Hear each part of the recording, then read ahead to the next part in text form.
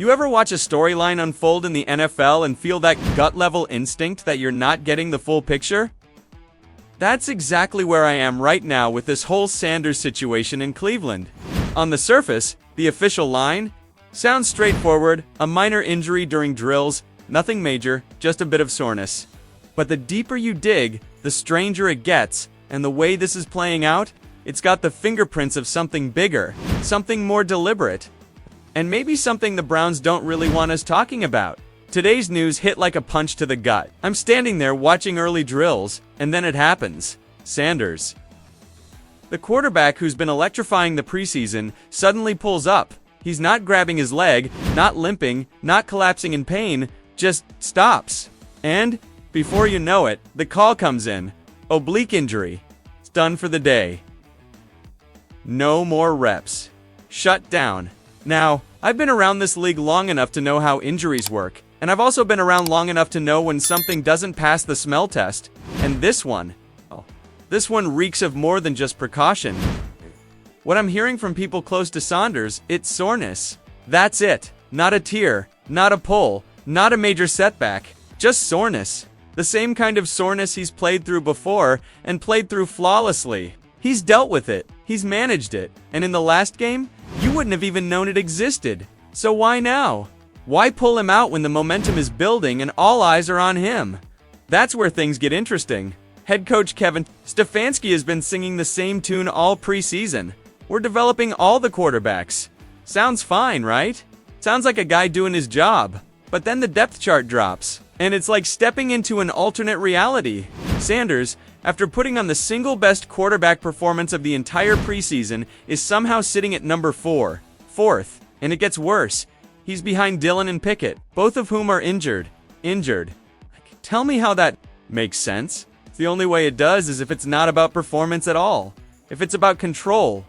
If it's about keeping Sanders exactly where they want him, no matter what the numbers, the tape, or the fans are saying, then just when the pressure reaches its peak with analysts, reporters, and even national voices like Don Orlovsky calling for Sanders to get first-team reps, the story changes. Suddenly, he's hurt. Suddenly, it's arm soreness. And suddenly, it's something that, according to the team, will be gone tomorrow. Come on, you really expect people to buy that? Not after everything we've seen? Not after the way this is played out. Here's the thing, in football, when a player's hot, you don't ice him. You ride that wave. You see what he can do when the stakes are highest. You give him the ball and let him prove himself. What's happening here in Cleveland feels like the exact opposite. It feels like a coordinated effort to slow him down. I've been in enough locker rooms to recognize the playbook. When a coach doesn't want a guy in the spotlight, they don't come out and say it. They point to what he can't do. They nitpick. They shuffle him down the depth chart. They hide behind safe phrases like, "We're taking it slow." Or it's just precautionary. And before you know it, weeks go by, and that player's chance has been quietly buried under team decisions. The great coach finds what you can do and builds around it. They put you in a position to shine, not on the bench collecting dust. And right now, that's not what Cleveland is doing with Sanders. So yeah, they can call it soreness. They can say it's minor, they can pretend it's no big deal. But I'm not buying it. It's not after watching him earn every ounce of momentum he's got. Not after seeing how quickly that momentum was shut down. This doesn't look like caution. This looks like chess. And until they prove me wrong, I'm going to keep asking the same question. What's really going on in Cleveland? You ever watch a situation in the NFL unfold and think, there's no way this is just about football? That's exactly where we are right now with Sanders and the Cleveland Browns. This isn't just about depth charts, practice reps, or coaching decisions. No. What's happening feels like a slow burn drama where every move is calculated. Every excuse has layers, and every press conference leaves you with more questions than answers. And the more you look at it, the harder it is to believe this is purely about performance. Just a few days ago, Dan Orlovsky lit a match under this whole conversation. He didn't tiptoe around the issue. He didn't coat it in sugar. Right out and said what a lot of fans have been thinking. Kevin Stefanski has to explain himself. Why isn't Sanders getting more reps? Why isn't he being given a fair shot to prove himself? Orlovsky wasn't vague about it either. He basically told Stefanski, if you're going to sit this guy, you better have cold, hard evidence that he can't play. Otherwise, you're just making excuses. And here's the truth. There's no evidence that Sanders can't play. In fact, everything we've seen points in the exact opposite direction. Orlovsky's point was simple but devastating. Sanders has already proven he's capable. His preseason performances weren't flukes. This wasn't just a rookie quarterback flashing for a couple of good drives. These were measured, composed outings. He stood in the pocket, read defenses, delivered the ball with timing and precision, and he did it all with the kind of calm you don't often see in young players. He looked like he belonged, like someone you want to test against top competition. And Orlovsky summed it up perfectly. Prove to me you can't do it. So far, he hasn't proven that. But instead of meeting that challenge, head-on Stefanski pivoted. Suddenly, Sanders is hurt, an oblique injury, we're told, and won't play in the next game. It's no chance to build on that preseason momentum. No chance to take another step forward. The timing, let's just say it didn't sit right with a lot of people. It felt too convenient, too clean, like the perfect cover for a decision that had already been made. And if you've been following this story closely, you know this isn't the first time it's felt like the Browns are finding creative ways to keep Sanders on the sidelines. Fans noticed. They'd been waiting for another look at Sanders after those preseason flashes. They wanted to see what he could do with more responsibility, maybe even some first-team reps. Instead, they got a press release and a reason not to expect much. The frustration was instant and loud. Social media blew up. The calls for change got louder.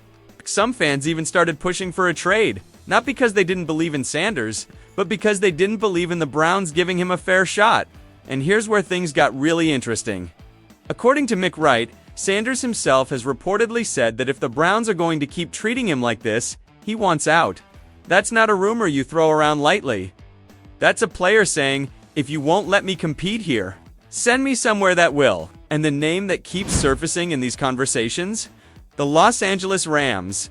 The Rams make sense for a lot of reasons. There's no suffocating should he start.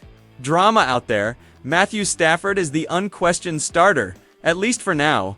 Sanders could learn, develop, and grow without a constant media frenzy over whether he should be taking over. For the Rams, it's a calculated gamble. Maybe Stafford plays another year or two. Maybe he doesn't. But if you have a promising young quarterback in the building, you're at least giving yourself options. For the Browns, on paper, it's even cleaner. You drafted him in the 5th. You flip him for a 4th, and you can claim a technical win in the trade column. But football isn't played on spreadsheets. And the truth is, trading Sanders would send a message not just to the locker room, but to the league about how the Browns handle their young talent. That's a dangerous message to send, especially when the owner is watching. And make no mistake, Jimmy Haslam is watching closely. He's seen the overwhelming fan support for Sanders. He knows how much energy this kid has brought to the fan base. That makes this whole thing even more complicated for Stefanski. Every decision he makes now is under a magnifying glass. Every move will be dissected, not just by fans and media, but by the people who sign his checks. At the heart of it, all is a question bigger than just one player. What does this organization value more? Controlling the narrative or developing the talent? Sanders has done everything you could ask for from a young quarterback. He's shown poise, skill, and flashes of leadership. But instead of rewarding that, the Browns seem stuck in this holding pattern, caught between protecting their current hierarchy and unlocking their future. So here we are, with the pressure mounting, the trade rumors swirling, and the clock ticking. Is Sanders being unfairly held back? Is this injury really what it's claimed to be? Or is it just a convenient way to keep him off the field? And if the Browns do pull the trigger on a trade, will the Rams be the place where he finally gets a real chance to grow? Or will this turn into one of those infamous NFL what could have been stories we talk about for years? I'll leave that for you to decide. But one thing's certain, this saga isn't going away. Sanders isn't going away. And every single snap he doesn't get in Cleveland will only make the questions louder.